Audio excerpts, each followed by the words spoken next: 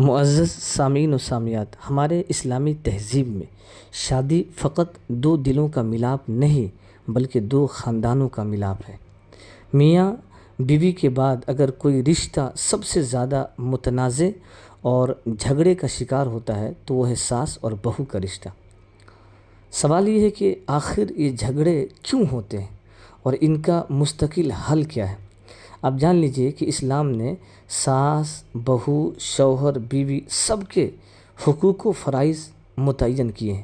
جب ہم ایک دوسرے کے ان حقوق و فرائض کی ادائیگی کا فریضہ انجام نہیں دیتے اور اپنے حدود سے تجاوز کرتے ہیں، ایک دوسرے کی ضروریات اور احساسات کو سمجھنے کی کوشش نہیں کرتے اور ایک دوسرے کے جذبات کو اہمیت نہیں دیتے اور صبر و تحمل سے کام نہیں لیتے، تو یہیں سے مختلف قسم کے جھگڑے وجود میں آتے ہیں اور جنم لیتے ہیں اور رشتوں کے معاملات پیچیدہ در پیچیدہ ہوتے چلے جاتے ہیں اور گھر کا پورا ماحول پراگندہ ہو جاتا ہے۔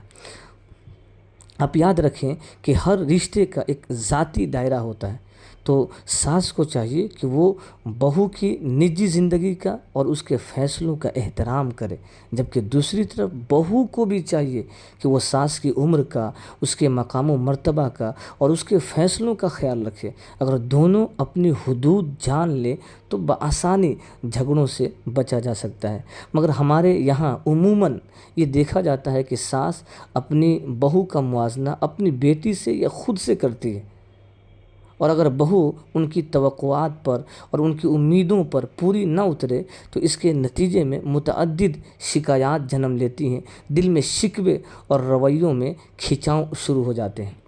اب دیکھیں، ہمارے معاشرے میں جب ایک بیٹی کی شادی ہوتی ہے تو وہ ایک اجنبی خاندان کا حصہ بن کر اپنی زندگی کا ایک نئے سرے سے آغاز کرتی ہے۔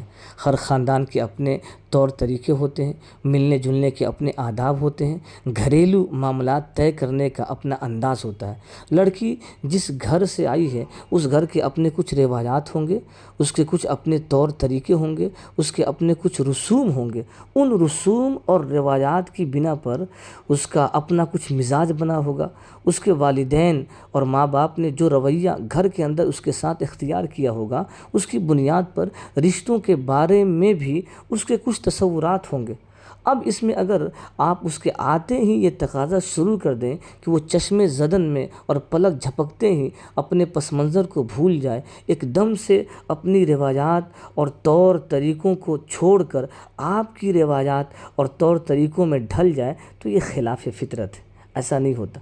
یہ ساری کی ساری چیزیں ایک لمحے میں ادھر سے ادھر نہیں ہو جاتی، بلکہ ادھر سے ادھر ہونے کے پروسیس میں وقت درکار ہوتا ہے۔ تو عزیزان محترم، ساس کو چاہیے کہ پہلے بہو کو وقت دے، وہ پہلے بہو کو ماں بن کر دکھائے، پھر بہو سے یہ توقع کرے کہ وہ بیٹی بن جائے، تو اس سے سارا مسئلہ ساس اور بہو کا ختم ہو سکتا ہے۔ اور ادھر بیٹی کے والدین کو بھی چاہیے کہ وہ اپنی بیٹی کی پرورش اس انداز سے کریں کہ وہ سسرال کو پرایا گھر نہ سمجھے بلکہ اپنا گھر سمجھے۔ اب جان لیجئے کہ کسی بھی نظام کو بہتر بنانے کے لیے پہلا اسٹیپ باہمی رابطے کو بہتر بنانا ہوتا ہے، تو اس لحاظ سے ساس اور بہو کو چاہیے کہ وہ ایک دوسرے کے ساتھ کھل کر باتیں کریں، مگر نرمی اور عزت کے ساتھ کریں۔ کھلے دل سے بات کرنے سے نہ صرف غلط فہمیاں دور ہوتی ہیں بلکہ دونوں طرف سے ایک دوسرے کے دل میں احترام بھی بڑھنے لگ جاتا ہے۔ تو ساس اور بہو کا رشتہ ایک مقدس رشتہ ہے۔